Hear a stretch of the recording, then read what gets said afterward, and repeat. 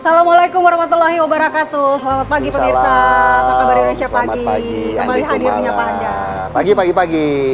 Pagi harus semangat ya Philip. Tetap semangat. Apa saja nih yang akan kita hadirkan ke pemirsa pagi ini? Hari ini kita kemarin ada kado lagi nih. Kado lagi, tapi ini kadonya untuk beberapa calon saja. Karena kemarin MK telah memutuskan untuk menghapus presidensial threshold. Tentunya ini ada beberapa pihak yang diuntungkan dan pihak-pihak mana saja yang diuntungkan akan kita bahas di Apa Kabar Indonesia Pagi hari ini. Iya, selain itu juga kita akan membahas terkait dengan kecelakaan yang terjadi di Riau, di mana satu keluarga tewas akibat ditabrak oleh pasangan muda-mudi yang habis dugem. Bukan duduk gembira. Bukan ya. Tapi mabuk dan mengkonsumsi narkoba juga. Mengkonsumsi obat-obatan terlarang. Inilah dampak buruk dari mengkonsumsi obat-obatan terlarang dan kemudian berkendara sehabis itu. Nanti kita akan bahas juga terkait dengan hal ini bersama dengan narasumber kita tentunya di studio di The Convergence Indonesia. Kita akan awali Apa Kabar Indonesia Pagi tentunya dengan informasi pilihan lainnya untuk Anda pemirsa, di mana ribuan orang sekaligus korban cairan kimia tumpah ke jalan di Kabupaten Bandung Barat, Jawa Barat, Kamis kemarin antre menggunakan atau mendapatkan uang ganti rugi kerusakan kendaraan mereka sebesar Rp300.000. Nah, kejadian ini lebih dari 1.000 orang warga mengantri di tengah teriknya panas matahari hanya untuk mendapatkan uang ganti rugi kerusakan kendaraan sebagai dampak tumpahnya cairan kimia dari truk tangki di Jalan Raya Cikalong Wetan, Padalarang, Kabupaten Bandung Barat. Ganti rugi diberikan oleh pihak perusahaan CB Yasindo Pratama. Terdata ada 1.060 korban yang memiliki kendaraan mendapatkan ganti rugi. Proses pembayaran dilakukan secara bertahap. Pada Kamis kemarin, pembayaran untuk warga pemilik kendaraan roda 2 atau sepeda motor yang mengalami kerusakan akibat tumpahan cairan kimia. Uang ganti rugi diberikan sama rata, yaitu sebesar Rp300.000 per korban, meski biaya perbaikan para korban ini mengaku rata-rata di atas Rp1 juta. Puluhan personil kepolisian Resor Polres Cimahi termasuk kendaraan rantis dikerahkan saat proses pencairan uang ganti rugi. Ya bersyukur ya, lumayan Rp300.000 gitu. Tapi ini tetap aja ya, ini adalah ganti rugi akibat terdampak limbah cairan kimia yang beberapa waktu lalu ini ya. Bahkan juga beberapa bukan hanya kendaraan tetapi juga melibatkan korban itu sendiri yang mengalami penyakit begitu ya. Dan ini kita langsung sambung mengenai berita banjirop di permukiman warga di kawasan Muara Angke, Penjaringan, Jakarta Utara yang terjadi hingga kemarin. Dan saat ini juga masih terendam air laut yang meluap mencapai ketinggian 80 cm hingga 1 meter. Bahkan banjirop ini membuat warga kesulitan untuk mendapatkan air bersih untuk keperluan sehari-hari. Ya, memasuki awal tahun 2025, pemukiman warga di pesisir Jakarta Utara di kawasan Muara Angke, Penjaringan, Jakarta Utara masih saja terendam banjirop. Ketinggian air yang berkisar 80 cm hingga 1 meter ini membuat warga pasrah dengan keadaan dan terpaksa melakukan aktivitas sehari-hari dengan kaki hingga badan terendam air.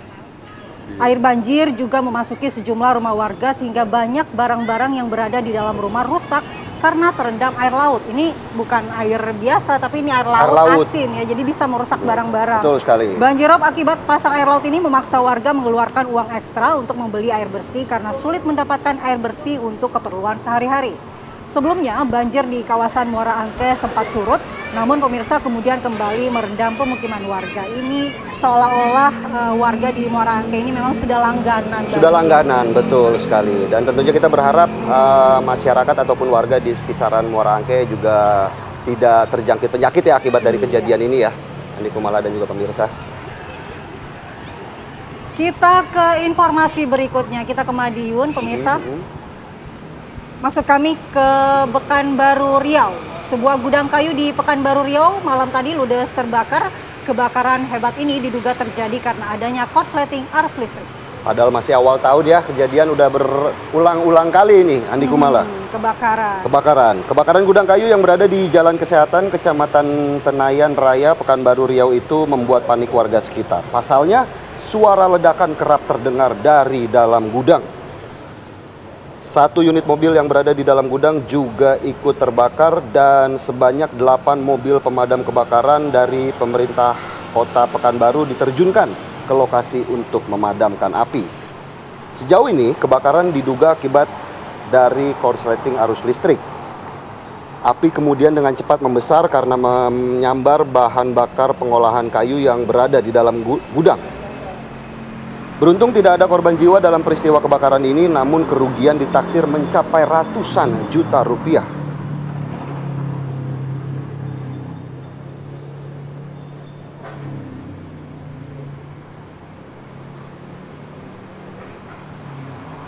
Oke, ini kita beralih lagi ke berita fenomena alam di wilayah Madiun. Ini ada ribuan ulat bulu yang bersarang di pohon mangga halaman sekolah dasar di wilayah Madiun, Jawa Timur.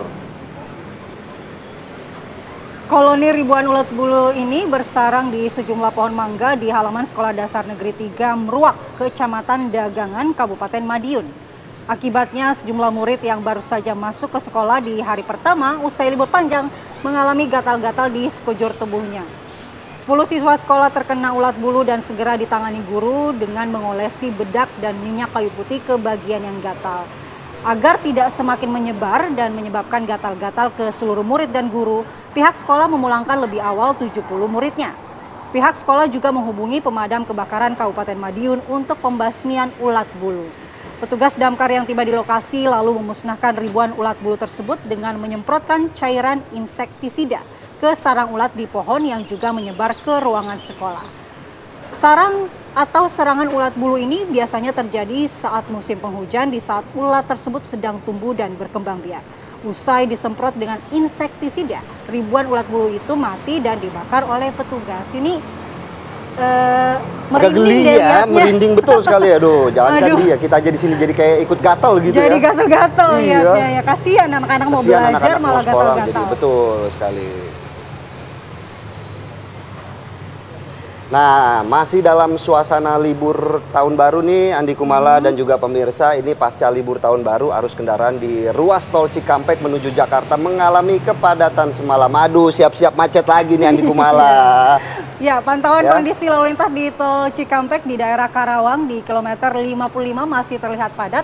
Kepadatan terjadi di ruas tol menuju Jakarta.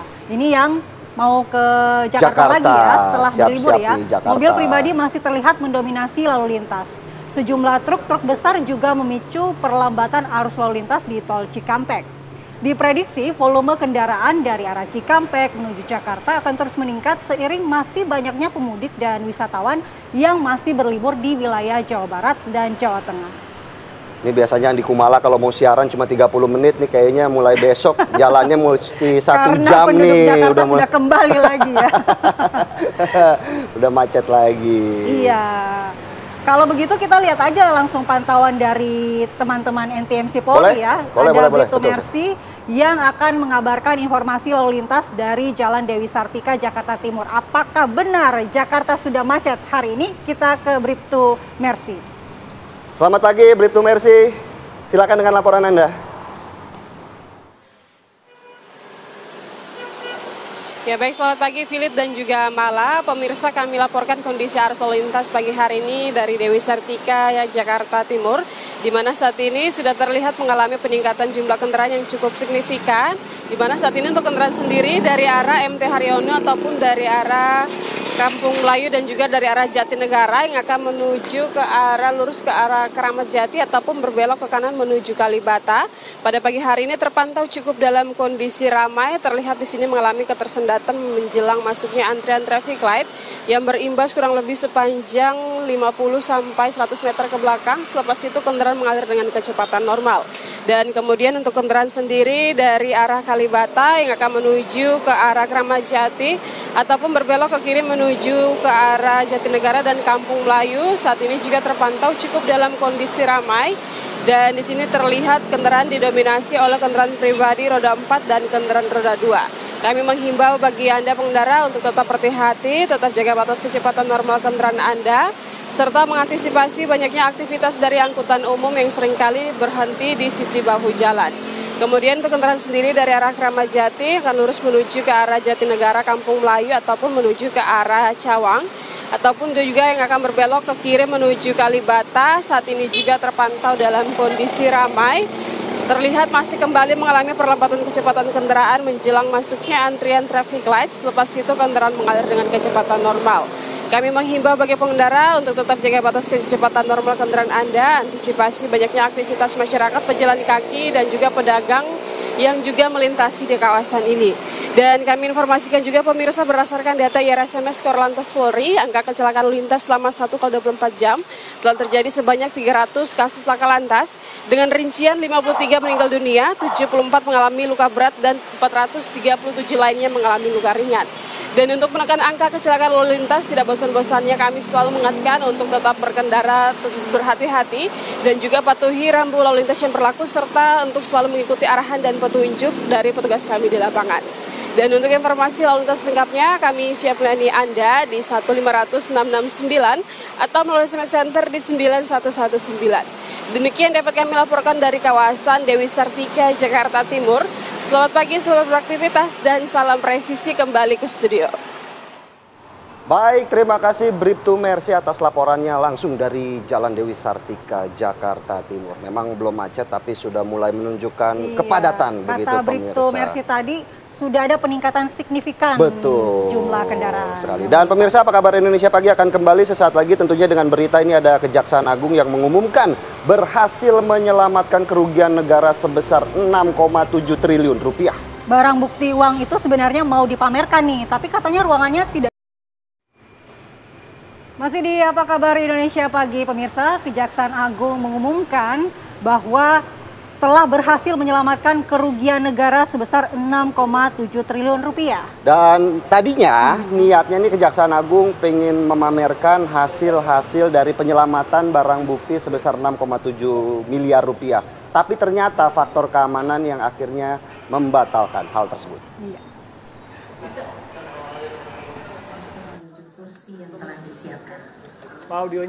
Menko Polhukam Budi Gunawan dan Jaksa Agung Sanitiar Burhanuddin mengumumkan capaian kinerja Satuan Kerja Koordinasi Peningkatan Penerimaan Devisa Negara dan Pencegahan Korupsi.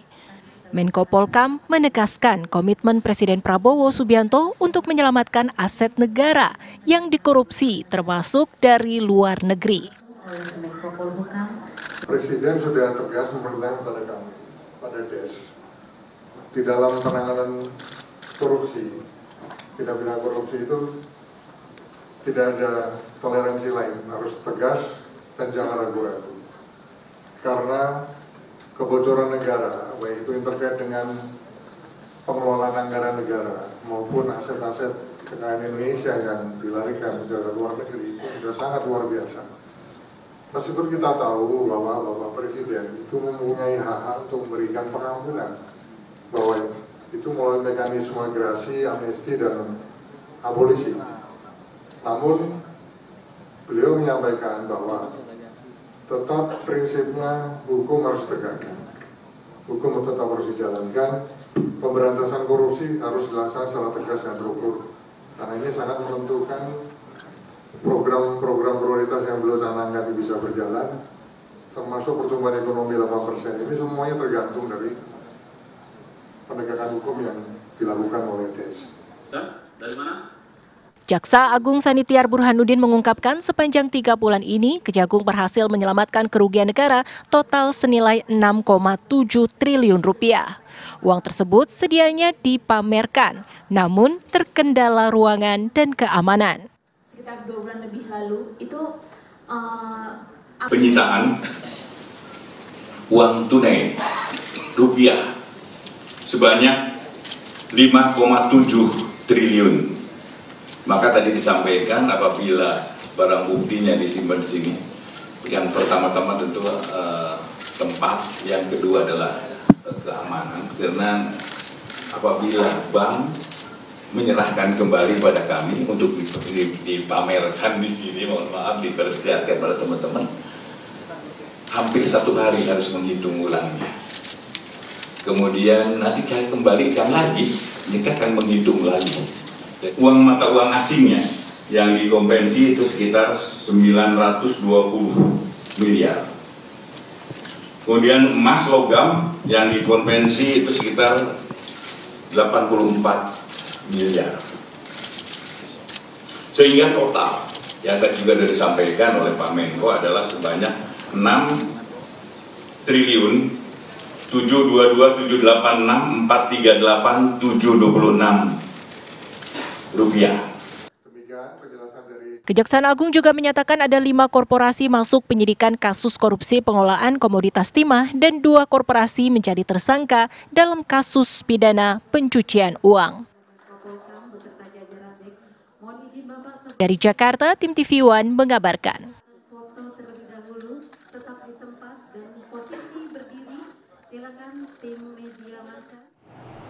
Informasi pilihan lainnya pemirsa, Menteri BUMN Erick Thohir menggelar rapat dengan sejumlah direktur maskapai plat merah, Angkasa Pura hingga Airnav Indonesia di kantor Kementerian BUMN Jakarta Kamis siang.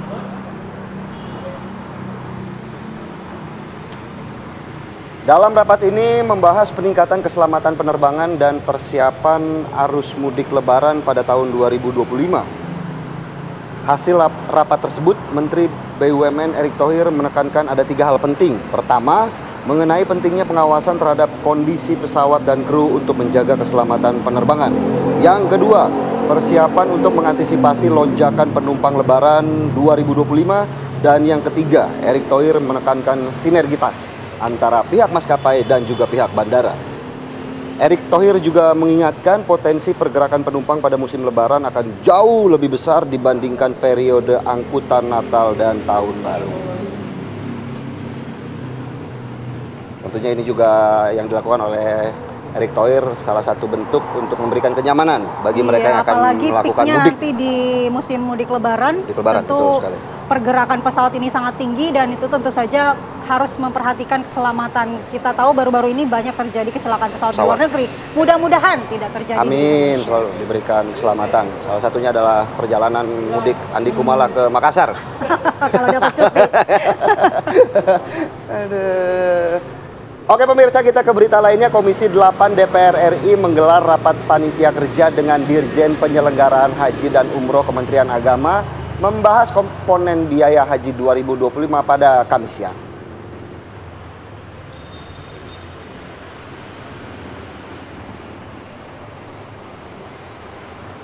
Rapat dipimpin Ketua Panja Haji DPR Abdul Wahid dan dihadiri Dirjen PHU Kemenak Hilman Latif.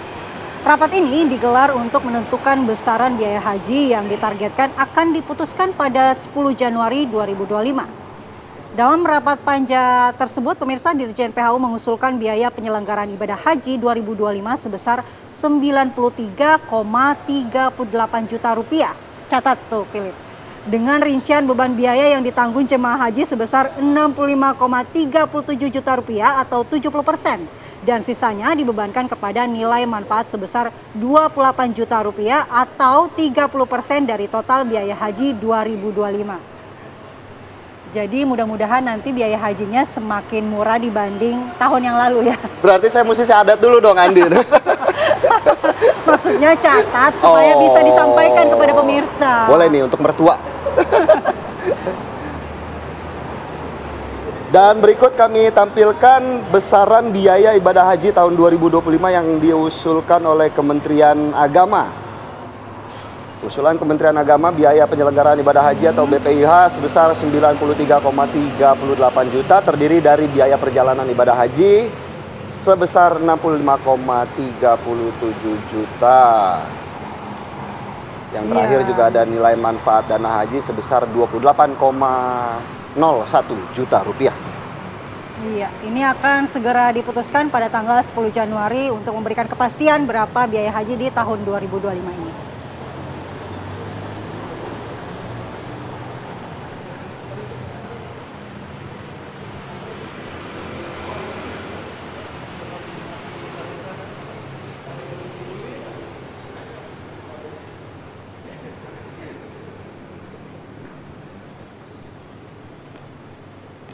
Ya pemirsa, polisi mengungkap hasil otopsi Rudi Esgani, pengacara asal Kabupaten Bone, Sulawesi Selatan yang tewas di malam pergantian tahun akibat terkena tembakan.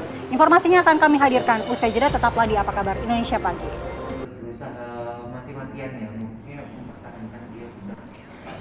Kembali di Apa Kabar Indonesia Pagi, pemirsa, setelah mengalami koma selama 6 hari di ruang ICU RSUD Blambangan, akhirnya AR santri berusia 14 tahun yang menjadi korban penganiayaan 6 seniornya di Pondok Pesantren Nurul Abror Al-Robaniin Alas Bulu, Kecamatan Wongsorejo, ini kemudian akhirnya meninggal dunia Kamis siang kemarin. AR, santri berusia 14 tahun yang belum genap setahun nyantri di pondok pesantren di Banyuwangi, Jawa Timur adalah korban dari tindakan penganiayaan 6 seniornya pada hari Jumat 27 Desember 2024 yang lalu. Remaja asal Kabupaten Buleleng, Bali itu dipukuli oleh 4 santri dewasa dan 2 santri senior yang masih di bawah umur. Korban akhirnya kehilangan kesadaran. Setelah dibawa ke RSUD Blambangan dan menjalani operasi pada hari Sabtu 28 Desember 2024, jam 3 dini hari AR mengalami koma. Selama 6 hari AR mendapatkan perawatan intensif di ruang ICU karena didiagnosis mengalami mati batang otak akibat cedera berat di bagian kepala. Atas kejadian ini polisi telah menetapkan 6 santri senior sebagai tersangka. Polisi juga merubah konstruksi hukum terhadap para tersangka karena korban akhirnya meninggal dunia setelah mendapatkan tindak kekerasan. Sejauh ini penyidik masih terus melakukan pendalaman atas peristiwa ini dan sejumlah pengurus pondok pesantren turut dimintai keterangan sebagai saksi. Tragis ya, Andi Kumala ya. Iya, dan ini sudah kesekian kalinya terjadi. Betul sekali. Dan perundungan yang berakhir meninggal dunia. Semoga ini menjadi hal yang terakhir. Gitu. Kita lanjut ke wilayah lainnya pemirsa, seorang pelajar yang hanyut terbawa arus banjir di muara Sungai Dringu, Probolinggo, Jawa Timur juga ditemukan tewas. Sebelum jasadnya ditemukan di pinggir hutan mangrove Desa Bandaran, korban bernama Aurel Chandra Saputra itu dikabarkan hilang 4 hari lalu. Diduga korban tewas hanyut terbawa arus banjir sungai setelah dijemput temannya bermain di sebuah warung. Untuk memastikan penyebab kematian korban, jasad Aurel langsung dibawa ke Rumah Sakit Dr. Muhammad Saleh untuk menjalani proses otopsi.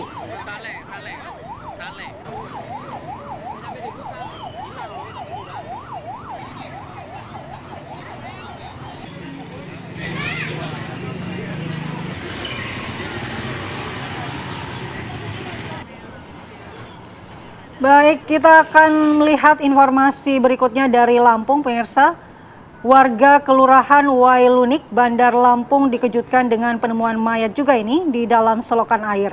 Mayat berjenis kelamin laki-laki ini diduga korban kecelakaan lalu lintas tunggal yang hilang kendali saat mengendarai sepeda motor. Warga menemukan korban bersama sepeda motornya di dalam selokan setinggi hampir 2 meter. Polisi kemudian bersama warga mengevakuasi jasad korban beserta sepeda motornya dan dibawa ke Rumah Sakit Bayangkara Polda Lampung untuk pemeriksaan visum sebelum akhirnya diserahkan kepada pihak keluarga. Dari hasil olah TKP polisi, korban diketahui bernama Muhammad Berlian, 27 tahun, warga Karang Maritim, Panjang, Bandar Lampung. Korban diduga hilang kendali saat mengendarai sepeda motor jenis Matic berwarna merah bernomor polisi B3973 NBU hingga akhirnya menabrak pembatas jalan dan masuk ke dalam selokan. Dari hasil keterangan keluarga dan rekan korban, saat itu korban memang sedang pulang ke rumah usai merayakan malam pergantian tahun.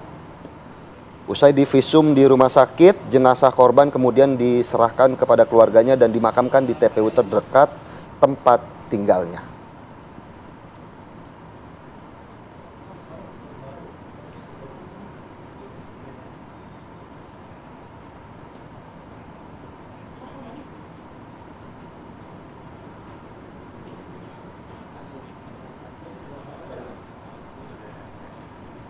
Oke pemirsa, sekarang kita akan melihat bagaimana update informasi terkait polisi yang mengungkap hasil otopsi Rudi Esgani, pengacara asal Kabupaten Bone, Sulawesi Selatan yang tewas di malam pergantian tahun akibat terkena tembakan.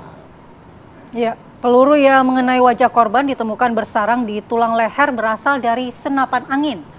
Tewasnya Rudi Esgani, pengacara asal Kabupaten Bone, Sulawesi Selatan di hadapan istri dan keluarganya saat mengadakan acara makan-makan di malam pergantian tahun perlahan mulai terkuak nih.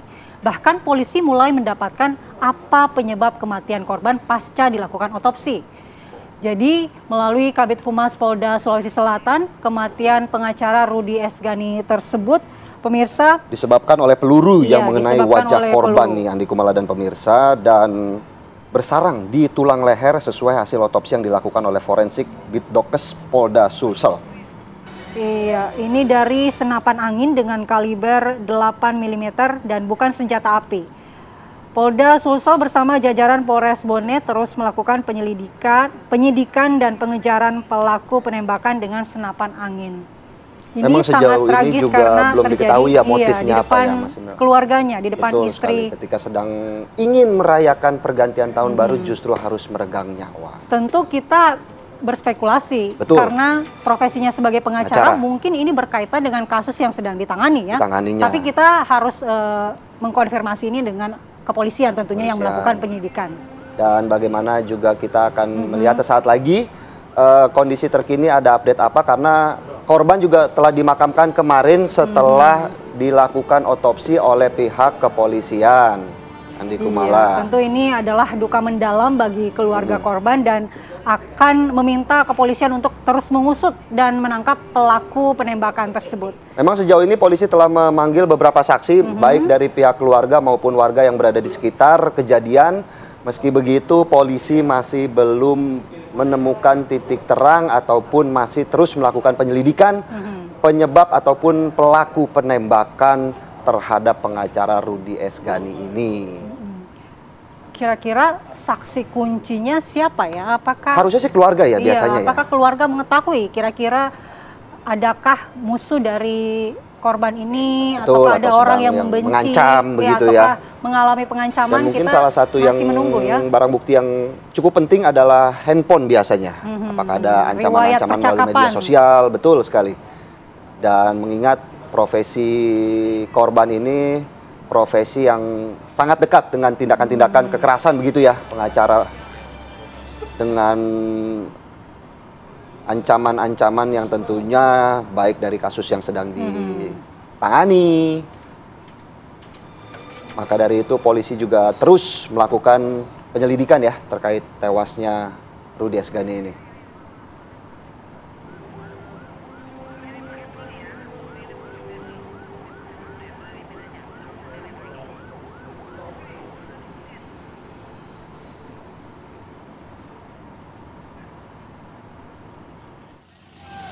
Polisi mengungkapkan hasil otopsi terhadap Rudi Esgani, seorang pengacara di Kabupaten Bone, Sulawesi Selatan yang tewas akibat ditembak oleh orang tak dikenal.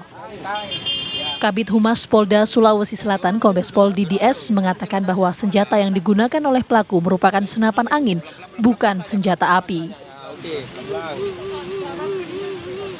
Lapor menyatakan bahwa itu adalah peluru senapan angin, bukan senjata api. Sudah dalam keadaan rusak. Hasil pemeriksaan lapor disampaikan bahwa peluru tersebut kalibernya 8 mm. Sampai saat ini polisi masih... Kita akan langsung menghubungi Firda Jumardi yang saat ini sudah berada di Kabupaten Bone, Sulawesi Selatan untuk mengupdate bagaimana terkait dengan kondisi atau update terkini penyelidikan kasus ini. Firda, informasi apa yang bisa Anda sampaikan pagi ini, Firda?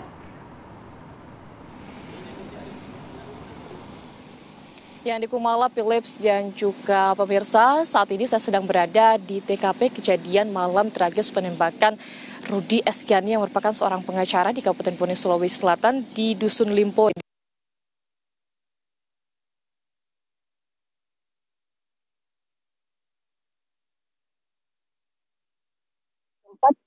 Saya yang melaporkan saat ini, malam itu menjadi mencekam ketika Rudi Esgani kemudian terpapar dan keluar darah di pemirsa di tempat saya melaporkan saat ini. Dan saya akan memperlihatkan kepada Anda bagaimana kondisi TKP di saat ini pemirsa, dan juga berbincang dengan saksi mata yang saat itu berada di dekat korban pada saat kejadian malam itu. Pemirsa bisa dilihat di belakang saya, Pemirsa, Mbak Ibu bisa ke sini. Pemirsa, di sinilah tempat saya melaporkan saat ini, di sinilah TKP itu kejadian malam itu terjadi, dan saat ini saya sedang bersama dengan Mbak Yuliana yang merupakan saksi mata yang merupakan keluarga korban dan ada pada saat kejadian tragis malam itu. Selamat pagi Mbak Yuli. Mbak Yuli bisa lihat kamera Mbak. Mbak Yuli, waktu malam bisa maju Mbak Yuli. Waktu malam kejadian itu bisa diceritakan seperti apa Mbak Yuli? Malam itu kita kalau beliau ini mereka tak makan di dalam kalau beliau dia duduk menghadap ke kanan. Selanjutnya Mbak Yuli. Baik, terima kasih Firda Jumardis. Ya. Sebenarnya kita ingin tahu, mengupdate bagaimana situasi di TKP saat ini dan juga saksi-saksi yang pada saat itu melihat kejadian atau mendengar. Mungkin namun kita terkendala sinyal. Komunikasi begitu ya, karena memang wilayah di sekitar komunikasi. Bone ini memang sangat terpencil dan sangat dalam. Jadi kita mengalami sedikit gangguan komunikasi, namun tentunya kami akan terus mengupdate bagaimana kondisi terkini. Namun setelah Apa Kabar Indonesia Pagi kembali sesaat lagi tentunya dengan beragam informasi menarik lainnya untuk Anda.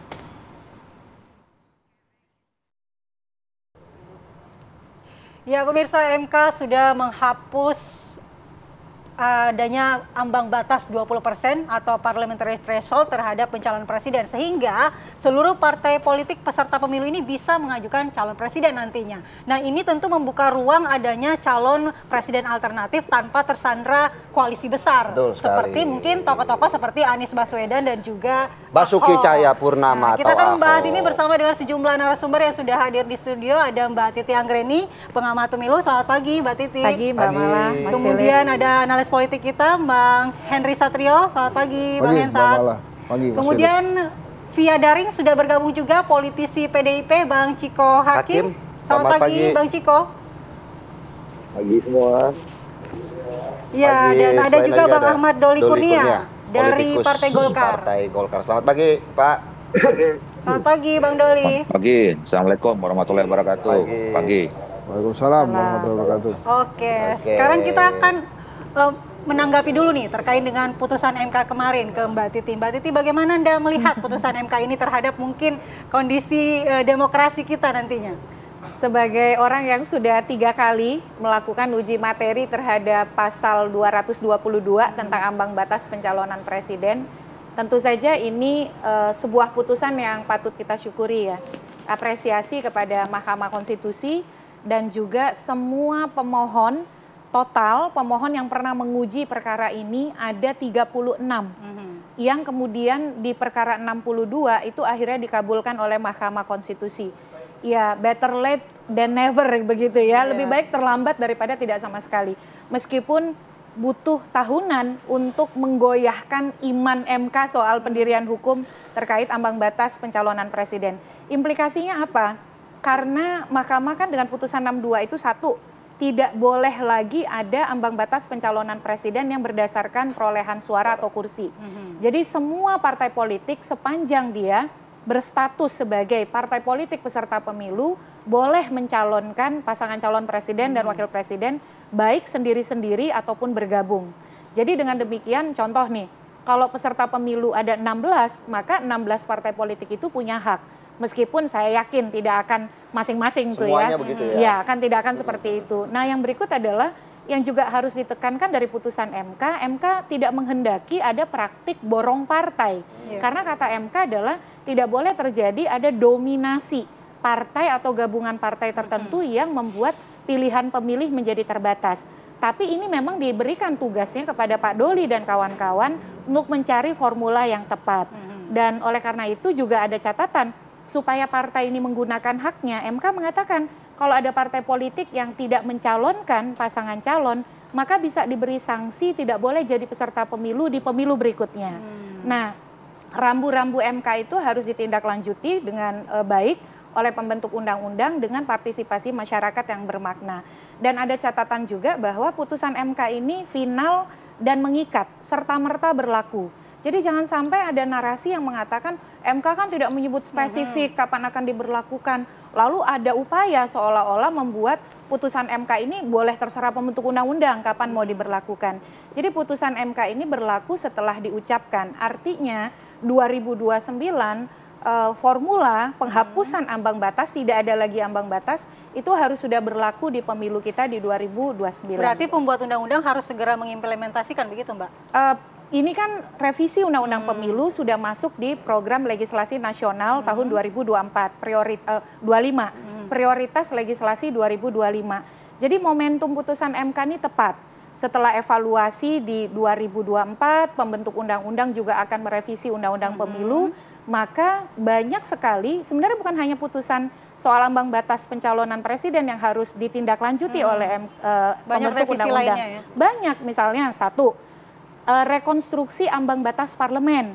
MK juga meminta agar pembentuk undang-undang merekonstruksi ambang batas parlemen atau parliamentary threshold. Lalu juga terkait dengan sejumlah aturan main lain ya, usia. Usia kan MK minta agar diatur ulang tuh. Pasca putusan 90 ada putusan 141 yang kata MK usia itu adalah open legal policy.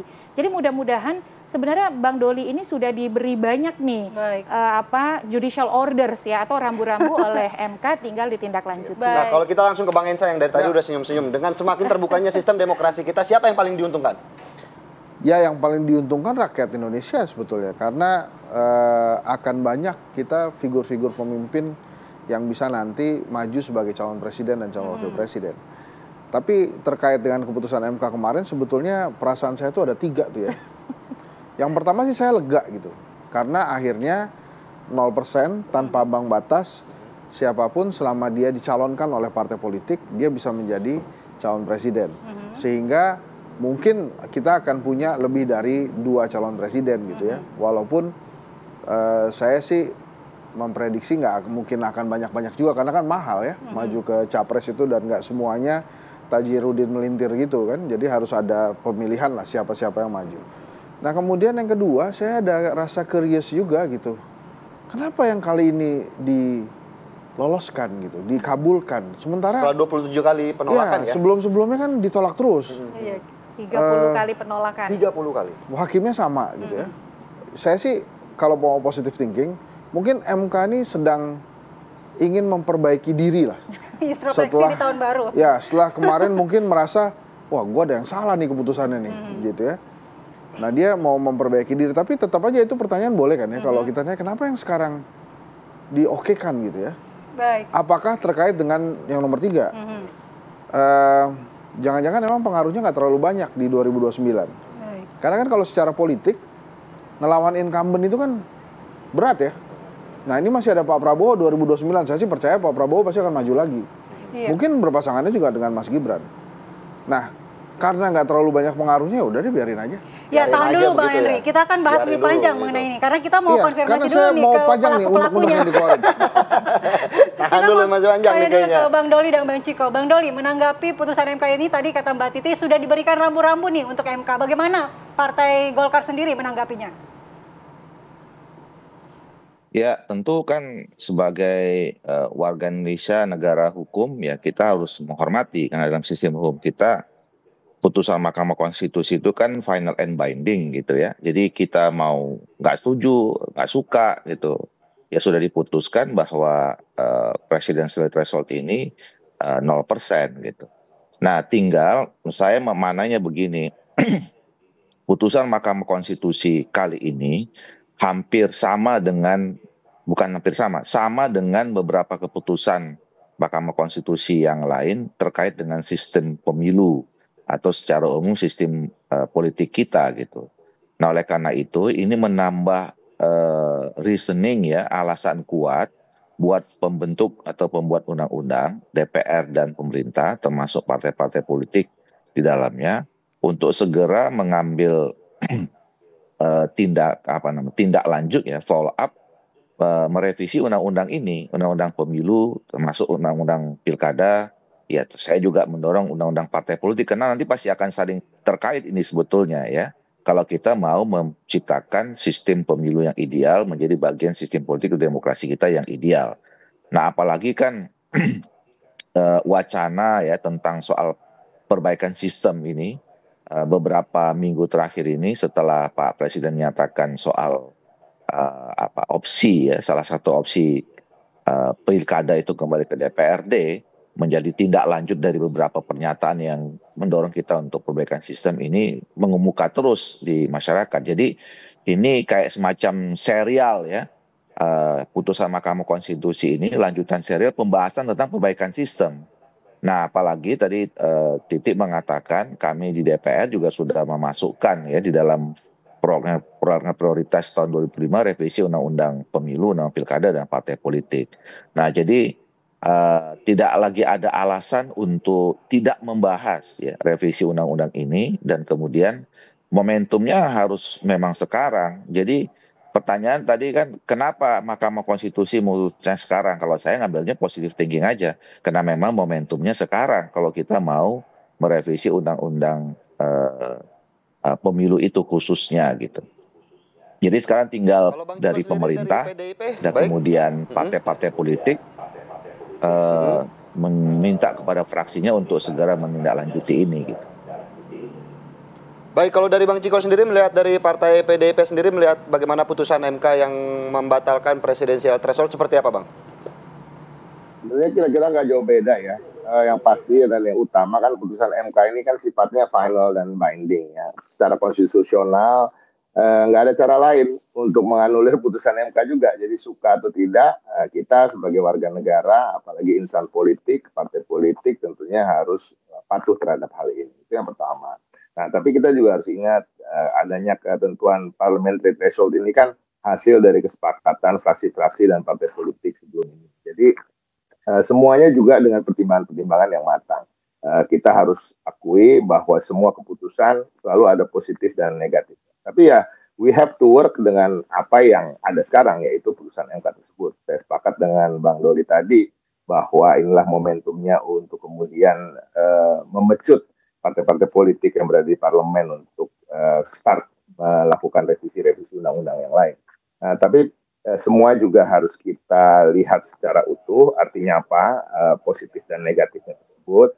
Nah, bagaimana caranya juga ke depan, artinya ada semacam akan lebih ketat lagi untuk kemudian menseleksi partai, organisasi-organisasi yang bisa kita sebut sebagai partai politik, karena sudah tidak main-main lagi. Karena disebutkan semua partai politik tanpa kursi di parlemen bisa mencalonkan. Gitu. Jangan sampai juga diler-leran lah gitu ya, bahwa semudah itu untuk bisa menjadi partai politik, kemudian tiba-tiba ada 200 calon presiden pada suatu hari di Indonesia ini, yang kemudian dari partai-partai politik baru yang belum teruji, belum terlihat track recordnya terkait dengan ideologi, dan ini sangat penting, kita kan memilih pemimpin gitu. Nah, kalau dari partai politik yang sudah lama berdiri misalnya, atau sudah eksis beberapa tahun, berada juga di parlemen, terlihat juga kebijakan-kebijakannya, ya kita bisa cukup yakin bagaimana calon-calon yang akan dimajukan dari partai politik tersebut. Karena kita juga harus suka atau tidak suka di dalam politik kita, di konstitusi kita menganut sistem kepartaian, dan partai politik adalah yang terdepan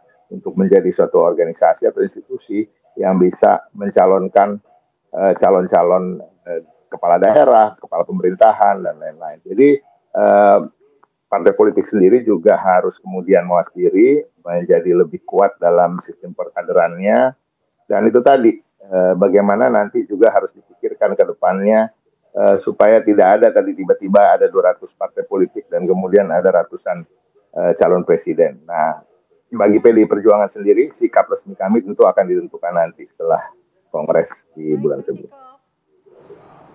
Baik, kita juga akan menanyakan nanti ke Bang Hensat, kalau tadi sudah dikatakan bahwa ini sudah berkali-kali, bahkan sampai 30 kali ditolak, kenapa akhirnya Hakim MK ini berubah pendirian? Apa kira-kira yang menjadi pertimbangannya? Nanti kita bahas usai jeda, Bang Henry. Sesaat lagi, pemirsa.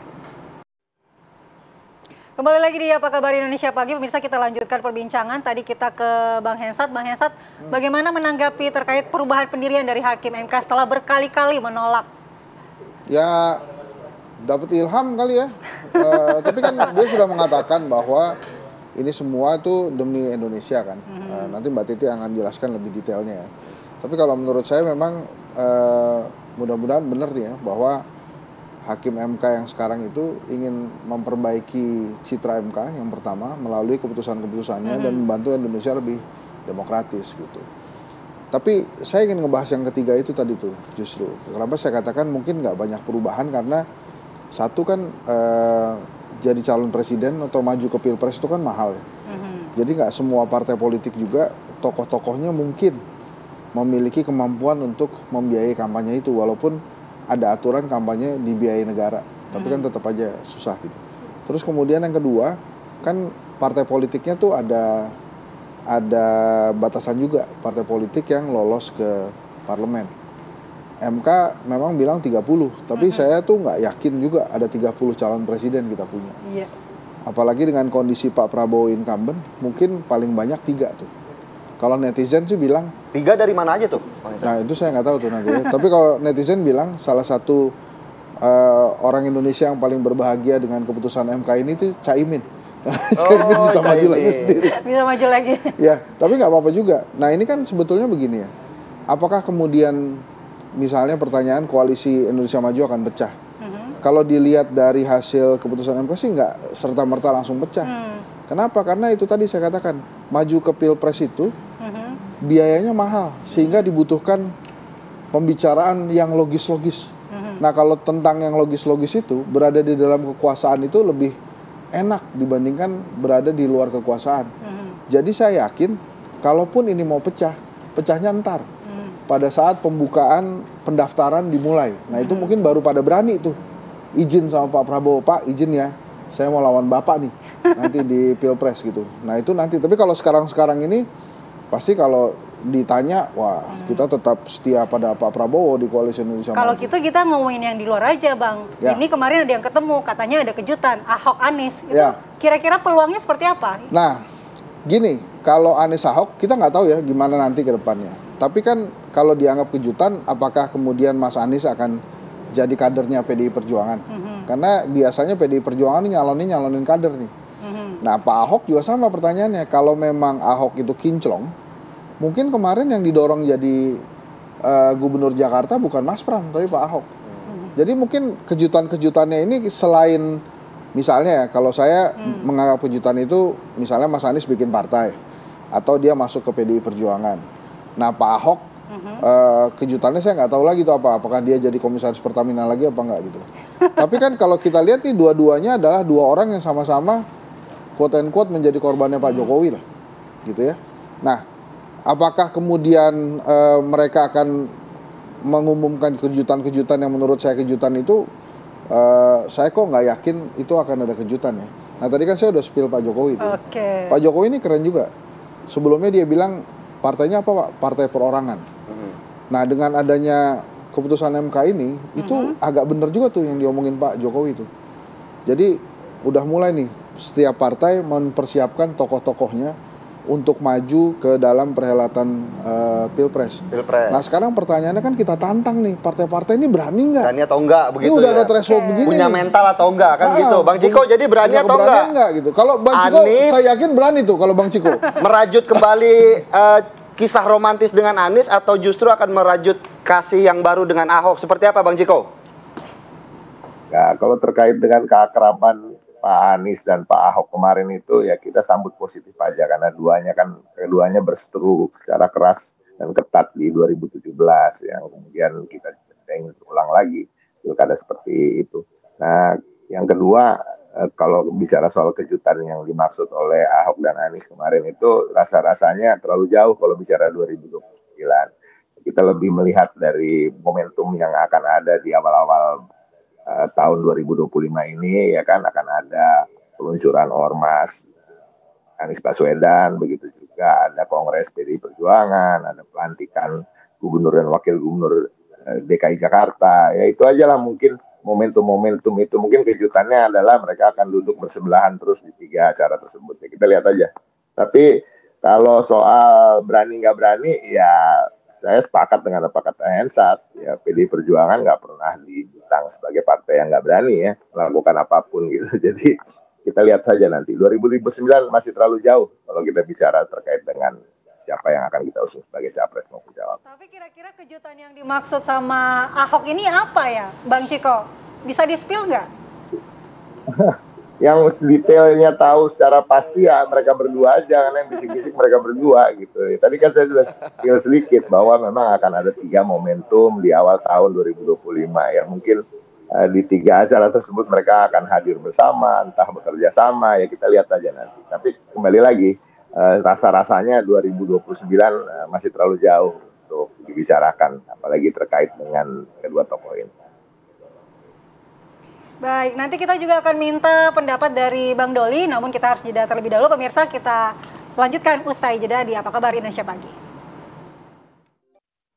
Terima kasih Anda masih menyaksikan Apa Kabar Indonesia Pagi, dan kembali kami akan melanjutkan perbincangan terkait penghapusan presidensial threshold 20% ke Mbak Titi. Mbak Titi, apakah dengan keputusan tersebut kemudian parpol-parpol kecil memiliki hak untuk mengajukan calon-calon baru dalam presiden berikutnya?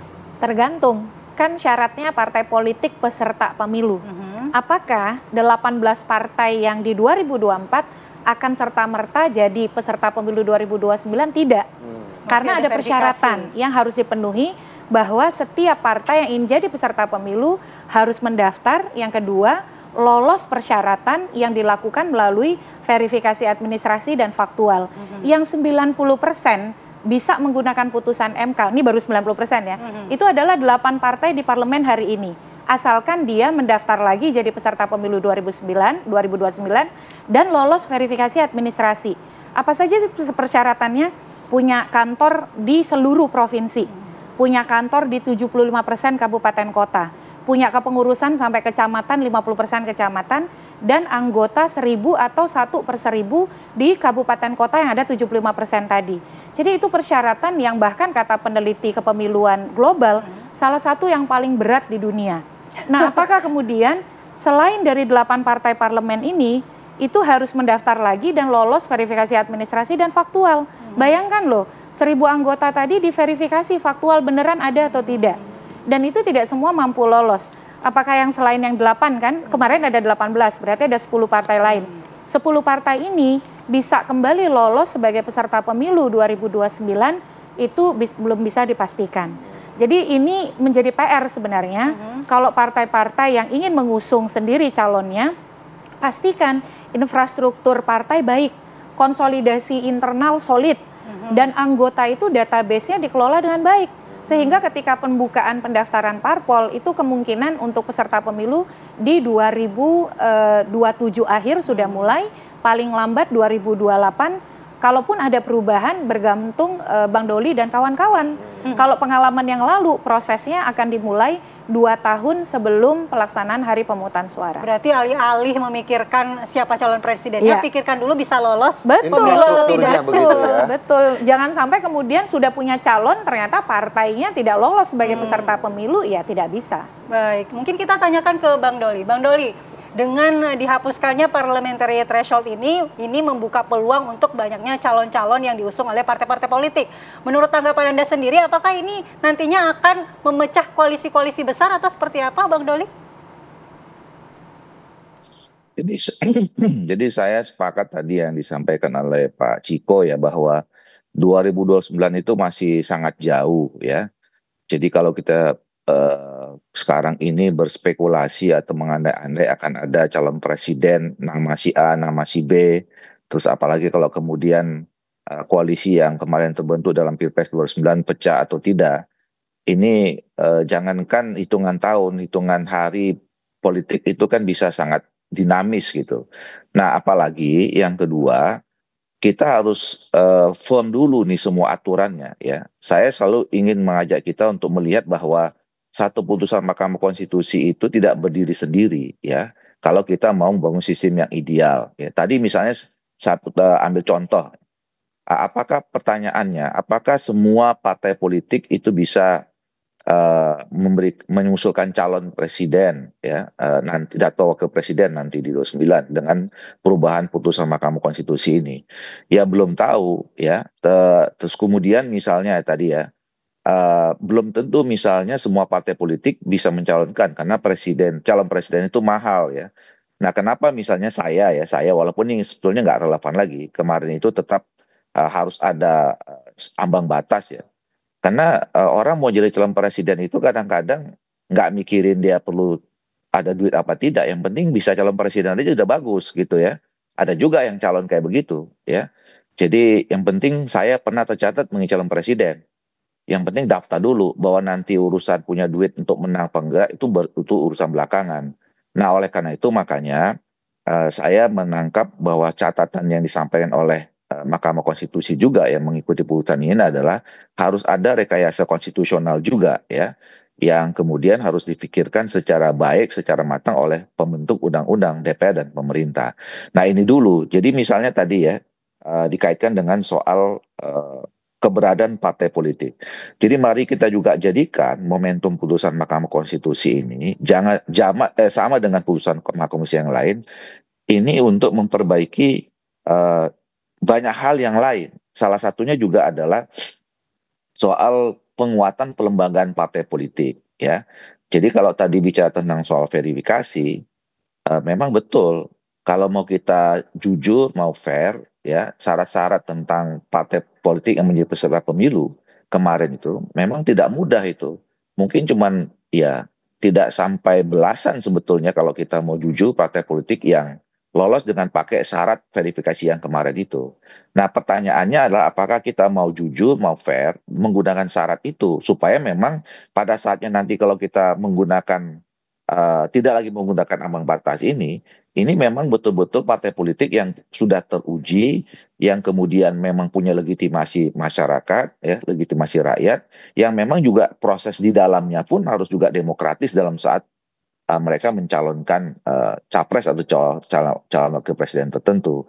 Nah, jadi banyak hal lagi yang harus kita rapihkan ya untuk memberikan dukungan terhadap putusan Mahkamah Konstitusi ini supaya memang putusan ini betul-betul bisa dilaksanakan secara baik ya, tidak juga tambal sulam, tidak juga menimbulkan masalah yang baru yang kemudian kerjaan kita nanti setiap mau pemilu mengganti-ganti aturan-aturan saja gitu. Jadi oleh karena itu sekali lagi mari kita jadikan ini momentum untuk menjadi entry point ya, serius betul-betul melihat secara komprehensif bagaimana sebetulnya sistem politik ideal Indonesia termasuk sistem pemilu Indonesia yang betul-betul sempurna kira-kira ala Indonesia.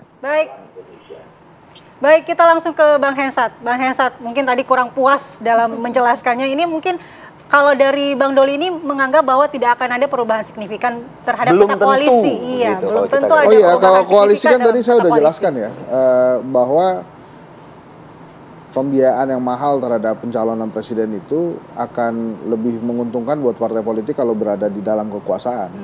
Makanya kalau mau pisah ya nanti aja pas pembukaan pendaftaran ya kemudian baru pisah gitu. Tapi kan apakah itu juga menjadi dasar mereka untuk maju atau berani maju atau tidak? Ini kan sekarang fasilitasnya sudah disediakan. Partai politiknya mau apa enggak? Mau menggunakan itu atau tidak? Kan terkadang tadi yang pertama ini tentang logistik. Kalau tidak dalam kekuasaan susah dapat logistik. Maka mungkin ada partai politik yang nggak berani. Kemudian yang kedua, tadi yang kata Bang Doli tuh, mungkin ada beberapa partai politik yang penting ngajuin calon dulu aja.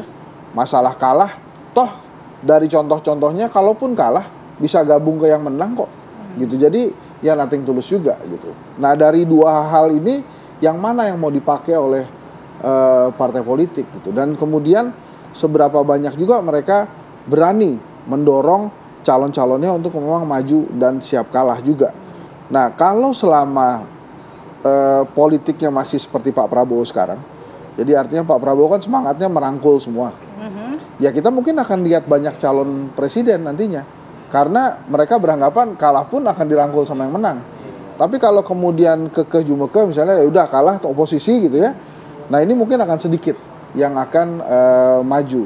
Tapi kalau saya memprediksi walaupun 2029 masih jauh, dengan elektabilitas incumbent yang biasanya tinggi, dan kalau kemudian ada keputusan dari Pak Prabowo tidak lagi menggunakan politik merangkul itu, ya mungkin hanya 2 atau 3 pasang calon presiden aja yang akan kita lihat di 2029. Tapi intinya itu tadi, Mbak Titi, masyarakat sipil sudah berjuang, MK juga sudah ingin bebenah, citranya mau diperbaiki. Kalau partai politik yang nggak berani, ya tetap aja dua juga gitu, 2-3 juga gitu ya. Itu kita justru sekarang encourage aja partai politiknya gitu supaya mereka maju gitu, percaya diri aja, kali aja menang gitu kali. Apakah dengan keputusan ini juga salah satu momentum untuk lebih pagi memetakan mana teman mana lawan gitu? Kalau sekarang sih kelihatannya semuanya mau masuk kekuasaannya karena ada citra nih di masyarakat, kalau nggak ngejabat tuh nggak keren gitu. Jadi ya kalau bisa tuh ada jabatan aja masuk ke pemerintahan gitu. Mungkin ya partai PDI Perjuangan kan kita belum tahu tuh akan terjadi nggak pertemuan antara Pak Prabowo dengan Ibu Mega, kan kalau terjadi kan beda lagi situasinya. Intinya partai politik berani atau tidak ya, nanti kita akan nantikan, masih jauh 2029. Iya, dan mudah-mudahan juga jangan diubah-ubah ya tiba-tiba. Nggak, maksud saya gini, ini mudah-mudahan ya, tapi jangan jadi inspirasi ya partai politik ya. Jadi MK kan sudah oke nih, threshold tanpa ambang batas. Terus tiba-tiba DPR-nya udahlah kita pilih presiden dari DPR aja, ya itu repot juga gitu. Kalau itu harus ubah konstitusi. Iya, maksud saya makanya kan saya bilang jangan jadi inspirasi, karena kan yang bisa ngubah konstitusi DPR. Jadi bocor aja justru dari Bang Ensa nih. Iya, mestinya sih kalau belajar dari peringatan darurat, mereka sudah insaf ya untuk main-main dengan seperti itu. Karena putusan ini justru mengikat. Tapi jangan-jangan mereka juga ya. sudah belajar dari kejadian peringatan darurat itu supaya tidak ada peringatan darurat, maka apa yang Oke. Baik, terima kasih Bang Hesan, Mbak Titi, juga Bang Ciko dan juga Bang Doli. Terima kasih waktunya. Assalamualaikum. Ya pemirsa, apa kabar Indonesia Pagi masih punya bahasan terkait dengan kecelakaan yang baru-baru saja terjadi di Riau, di mana menewaskan satu keluarga. Kita akan bahas saat lagi bersama dengan psikologi forensik.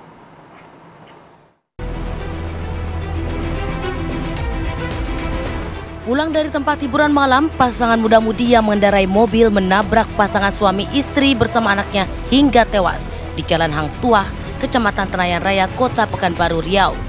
3 pengendara sepeda motor tewas tertabrak mobil yang baru pulang merayakan pergantian tahun baru di tempat hiburan malam. Dari hasil pemeriksaan, mobil tersebut dikemudikan Antoni Romansyah dengan 2 penumpang lainnya. Ketiganya diduga positif mengkonsumsi narkoba jenis sabu dan ekstasi di saat merayakan malam pergantian tahun baru. Agustus 2024, kasus serupa juga terjadi. Seorang mahasiswi menabrak pengendara motor hingga tewas di tempat. Pelaku terbukti dalam pengaruh narkoba serta minuman keras. Pelaku yang masih berstatus mahasiswi ini bernama Marisa Putri, berusia 21 tahun. Pelaku mengaku dalam keadaan tidak sadar saat berkendara dan menabrak sepeda motor korban dari belakang. Kepolisian telah menetapkan Marisa Putri sebagai tersangka dan dinyatakan positif mengkonsumsi narkoba setelah menjalani tes urin. Petugas juga memburu teman pelaku yang ikut dalam pesta narkoba di tempat hiburan malam.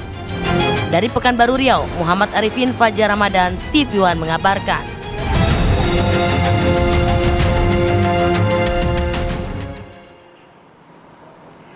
Baik pemirsa, terkait dengan hal ini kita akan bahas dengan psikolog forensik yang sudah hadir bersama kami di studio. Ada Mbak Cassandra Putranto.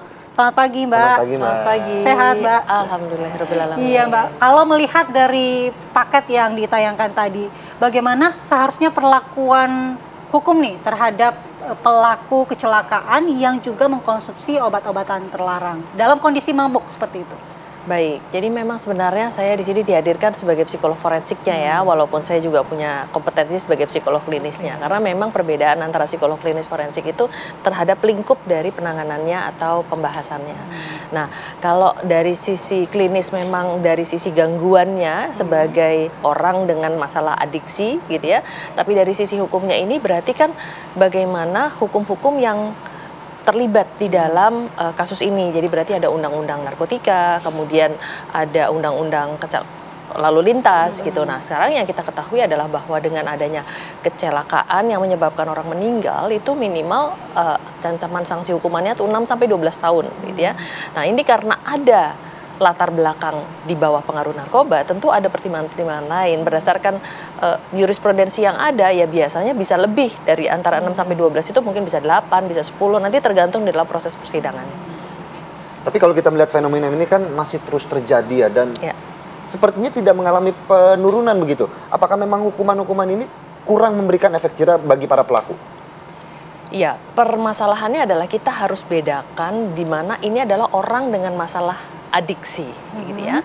Ini berarti dari sisi psikolog klinis saya harus bicara, gitu ya. Orang dengan masalah klinis itu sudah diketahui memang punya masalah dan ada gangguan di dalam fungsi ya dan struktural otaknya ketika sudah mengonsumsi. Nah, mereka ini kan juga bisa dibilang akhirnya menjadi korban dari situasi yang ada di Indonesia, bahwa peredaran gelap narkoba itu kenyataannya masih banyak, gitu ya. Dan tentu saja dari Badan Narkotika Nasional, dari Kepolisian Republik Indonesia juga sudah bekerja untuk berusaha menurunkan angka peredaran gelap ini, dan di salah satunya adalah untuk melindungi masyarakat Indonesia. Nah, persoalannya adalah sudah berpuluh-puluh tahun dari selama ini, begitu ya, kita sekarang ketahui bahwa faktanya orang yang menyalahgunakan narkotika ini masih banyak, ya. Dan tentu saja ini kan bicara tentang demand, ya. Orang yang menyalahgunakan narkoba ini kan berarti mereka butuh untuk menyalahgunakan itu, kan mengkonsumsi narkoba itu. Nah, sementara dari suplainya ini sendiri juga banyak. Kalau misalnya memang suplainya bisa ditekan, jadi barang tidak ada, mereka kan berarti kan tidak bisa menyalahgunakan ini. Jadi kita punya dua problematik yang tentu saja menjawab pertanyaan mengapa sampai sekarang ini udah tahun 2025 nih, yang harusnya kita punya PR untuk membereskan ini, tapi sudah puluhan tahun juga tetap menjadi masalah karena selalu berada di dalam situasi yang kompleks untuk penyelesaian masalah ini, baik dari sisi penanganan suplai maupun penanganan demand-nya. Nah, ini saya berharap sih sebenarnya di tahun 2025 ini kita punya terobosan-terobosan baru, ya, terutama untuk menangani di mana orang dengan masalah adiksi ini secara hukum harusnya memang hukumnya rehabilitasi, ya, wajib rehabilitasi. Tetapi tentu saja apabila tidak disertai dengan situasi-situasi yang misalnya ada pelanggaran hukum yang lain, ya, apakah memang terlibat dengan peredaran gelap, apakah terlibat dengan kecelakaan lalu lintas, atau yang lain lagi, kekerasan dan lain sebagainya. Karena penyalahgunaan narkotika itu betul-betul bisa merusak fungsi dan struktur otak. Yang ini tentu saja harus menjadi pembelajaran masyarakat Indonesia. Ya, nanti kita akan bahas dengan Mbak Cassandra terkait bagaimana jika dampaknya hingga menimbulkan korban jiwa seperti yang terjadi di Riau ini. Kita akan bergabung dulu dengan keluarga korban. Ada Ibu Desniwati yang sudah terhubung melalui daring. Selamat pagi, Assalamualaikum, Bu. Waalaikumsalam. Ya, sebelumnya kami turut berduka cita atas peristiwa yang terjadi beberapa waktu lalu, Bu. Kita harap keluarga diberi ketabahan dan baik. Dan Bu Desniwati, bagaimana saat ini keluarga menanggapi peristiwa ini, Bu? Kami dari pihak keluarga menunggu dari yang berwajib untuk menuntaskan masalah ini dengan hukuman yang setimpal atas meninggalnya keponakan saya. Ya, Bu Desni, apakah Ibu pada saat malam kejadian ini mendapatkan kabar dari pihak kepolisian begitu, Bu? Atau mungkin ada keluarga yang menghubungi pada saat itu? Kebetulan HP almarhumah dapat sama yang orang yang di sana, langsung menghubungi kontak yang terakhir. Ya, apakah saat itu keluarga barulah dikabari pihak bahwa keluarga langsung ke TKP? Waktu di TKP, almarhum korban masih tergeletak di tempat. Bu Desniwati, boleh diceritakan lebih rinci, Bu, mungkin awal ini kan kejadian tabrakan di jalan raya, Bu. Apa yang sebenarnya korban ingin kemana ketika kejadian, Bu Desniwati? Oh ya, korban dia ingin melihat menjenguk mamanya, mertua dari keponakan saya langsung di daerah Lirik. Baru dalam perjalanan tidak jauh dari tempat, dari rumah, itulah kejadian ditabrak dengan mobil. berarti belum lama setelah meninggalkan rumah ya, Bu, ya, kejadiannya ya, Bu? Iya, belum lama. Belum sampai 1 jam. Iya, Bu Desniwati, kita ingin mengkonfirmasi berarti satu keluarga ini terdiri dari satu anak saja begitu, Bu? Tidak ada anak lainnya mungkin yang ada di rumah? Masih ada anak satu yang selamat karena dia tidak ikut mamanya. Baik. Anak cewek umur 14 tahun, kelas 2 SMP. Baik. Sebelumnya pihak keluarga sendiri tidak mendapatkan firasat apa-apa, Bu, ya, terkait kejadian ini, Bu? Nggak ada, Pak.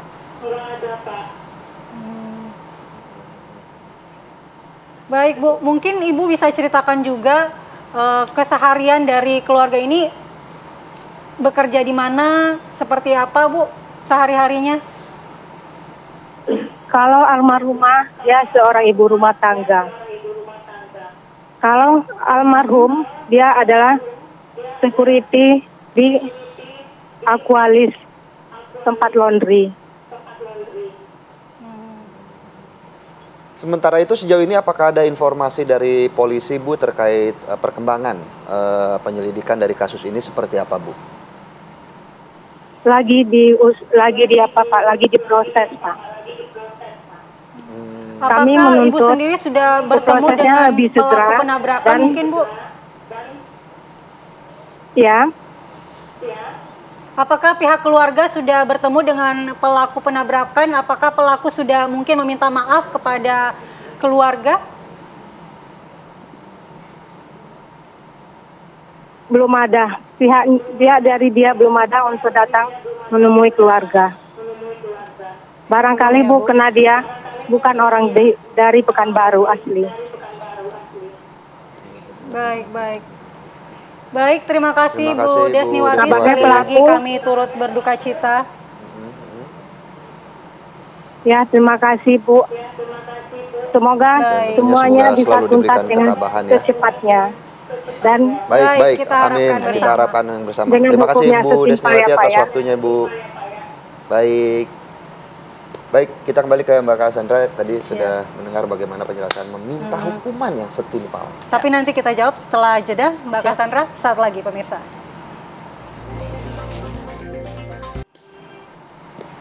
Terima kasih Anda masih menyaksikan Apa Kabar Indonesia Pagi, kembali melanjutkan perbincangan terkait fenomena pengguna narkoba yang kemudian mengendarai kendaraan dan berakibat hilangnya nyawa seseorang. Kita kembali ke Mbak Cassandra. Ya. Mbak, kalau bisa dibilang kan ini korban versus korban. Ya. Pengguna kemudian menghilangkan nyawa orang. Kalau melihat Mbak Cassandra sendiri, melihat dari kacamata Mbak Cassandra seperti apa? Ya, kembali lagi bahwa orang dengan masalah adiksi ini tadi kita udah sebut ya, memang dia korban dari situasi gitu. Tetapi kan kembali lagi bahwa setiap orang ini juga harus punya kesadaran. Nah, ini yang mungkin akan bisa kita lihat dari tingkat kesadaran masyarakat terhadap hukum gitu ya, bahwa kalau misalnya memang punya penyakit atau punya habis mengonsumsi narkoba itu jangan mengendarai kendaraan gitu kan. Jadi kalau bahasanya if you drink don't drive, if you drive don't drink, kan gitu. Nah, tapi karena tingkat kesadaran ini di Indonesia masih rendah, walaupun hukumannya ada, sudah ada sanksi hukumannya, tidak boleh kan tentu saja. Tetapi karena masih ada tingkat kesadaran hukum yang rendah itu tadi, jadi ya mereka terlepas dari sisi dampak narkotikanya yang mungkin menjadi tidak sadar. Di beberapa kasus kan tidak sadar, ngantuk, kemudian tidak bisa mengendalikan atau mungkin ada halusinasi selain sedang mengendarai misalnya gitu ya. Nah, kita kan juga perlu tahu dari sisi, kan ada yang mungkin alkohol, ada yang narkotika jenis A, jenis B dan lain sebagainya. Itu semua kan dampaknya berbeda-beda pada saat dia mengendarai. Nah, tapi ketika semua itu menjadi tidak ada, normanya yang juga akhirnya diabaikan oleh masyarakat, sehingga akhirnya ini masih sering terjadi di Indonesia. Tapi kalau mendengar harapan dari keluarga tadi, ini berbicara mengenai keadilan buat keluarga korban, karena ini dampaknya menghilangkan nyawa seseorang, itu seperti apa harusnya nanti pelaku yang juga pengguna narkoba ini diperlakukan, dihukum pidana atau hanya direhabilitasi? Tapi kalau hanya direhabilitasi, keluarga mungkin merasa ini tidak adil, itu seperti apa? Baik, yang jelas kita sangat berduka cita ya dengan hilangnya satu keluarga ini. Kan ada 4 orang dalam keluarga, sementara yang 3 langsung meninggal, yang satu di rumah kebetulan karena tidak ikut. Berarti kan dia menjadi yatim piatu dalam waktu 1 malam gitu ya. Yang jelas kewajiban rehabilitasi ini tentu hanya bisa diberikan kepada orang dengan masalah adiksi yang memang tidak punya pelanggaran hukum lain begitu. Jadi kalau misalnya ada pelanggaran hukum tadi, misalnya mungkin kekerasan, kemudian pelanggaran lalu lintas, atau mungkin apalagi yang mengakibatkan seseorang meninggal, tentu hukumannya lebih ya dari sisi yang jelas sekali undang-undang narkotika dari 6 sampai 12 tahun ancaman hukumannya. Nah, apabila sampai undang-undang lalu lintas ya, undang-undang lalu lintas apabila menyebabkan orang meninggal itu 6 sampai 12 tahun. Nah, apabila di bawah pengaruh narkotika tentu dan kemudian ada psikodinamik yang lain mungkin bisa lebih dari 6, jadi bisa antara 8 sampai 10. Ditambah dengan kewajiban untuk ganti rugi untuk menanggung biaya terutama anak ini karena masih 14 tahun kehilangan ayah dan ibu. Baik, Mbak Cassandra, terima kasih banyak atas waktunya Mbak Cassandra terkait penjelasan, dan tentunya kita berharap fenomena ini bisa berkurang di tahun 2020. Tentu kita semua berharap demikian. Terima kasih Mbak Cassandra. Dan pemirsa, ini juga akhir perjumpaan kita di Apa Kabar Indonesia Pagi. Saya Diko Mala dan rekan saya Philip Pusionaso pamit undur diri. Sesaat lagi Anda dapat menyaksikan kabar utama pagi bersama Celia Alexandra. Sampai jumpa.